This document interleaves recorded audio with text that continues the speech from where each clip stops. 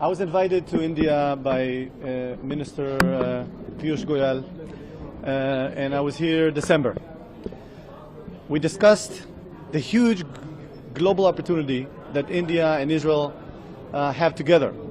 Geopolitics makes Israel very close to the United States, but also very close to India.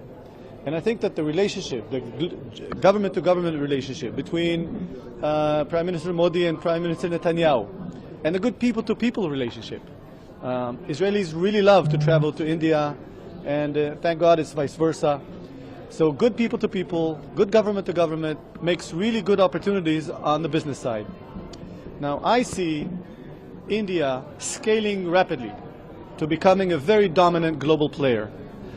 Israel is tiny, but we're very innovative, and the complementary skill sets of Israeli entrepreneurs and innovation and the ability to scale to large scope of business in India makes a classic match. I'm leading the biggest ever delegation from Israel to any country in the world here in India. This delegation is warmly accepted, and we are discussing how to do better and more businesses together. And I'm very optimistic that indeed we will be able to find that solution and scale the economies and make the lives of Indians and Israelis much, much better into the future. Thank you.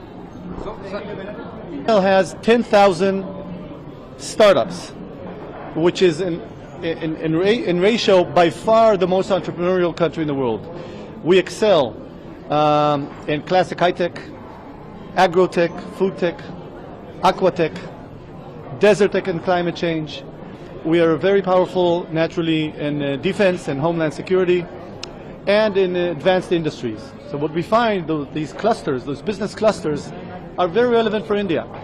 And we have a number of companies in each one of these business clusters sitting down and collaborating with numerous hundreds of companies here in India.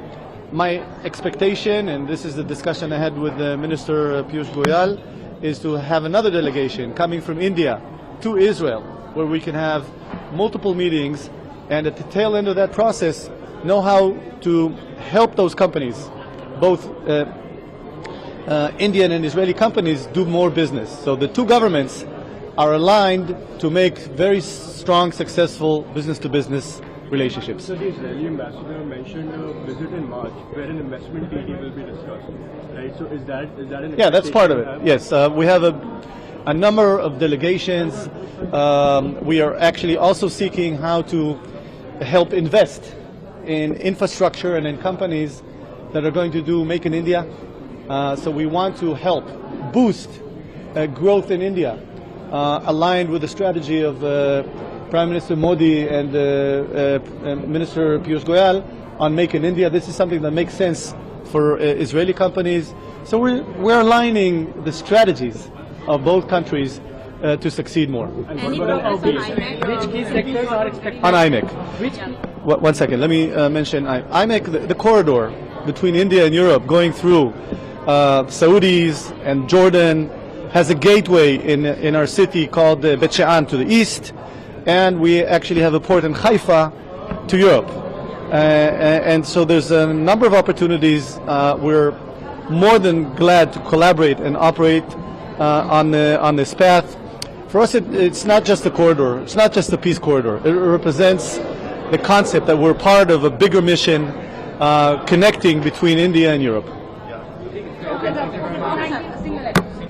At the tail end of this trip and the next trip, hopefully, that Minister Goyal will bring to Israel, we will best know how to create an agreement that will help expand the trade. And by the way, because Israel opened up to new regulations in Europe, I'm sure there's many opportunities for importing goods to Israel or exporting to Israel. And also, we'd love to have more Indian employees come and work in Israel. We have a shortage of employees. We'd love to see that happen. In terms of the employees, that we said, earlier also there was